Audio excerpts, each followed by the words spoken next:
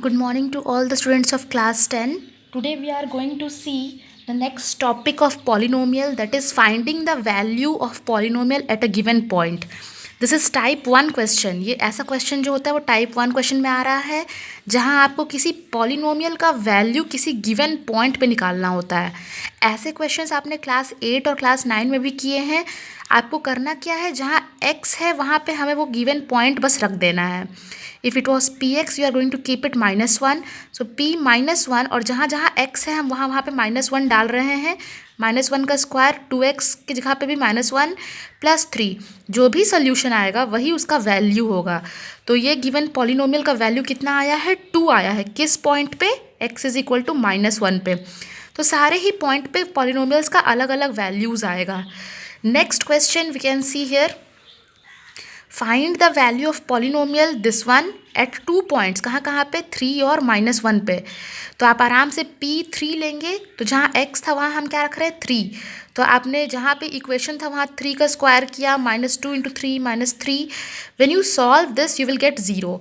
Next also -1 रख के देखिए. रख के देखा हमने, x के जगह पे -1 का स्क्वायर किया, 2 × -1 -3. Again when you solve it you get 0. तो आपका क्वेश्चन में था व्हाट डू यू कंक्लूड, कि आपको इस पॉइंट को रखने से क्या कंक्लूजन मिल रहा है. तो आप कंक्लूड क्या कर रहे हो कि we got 0 in each case.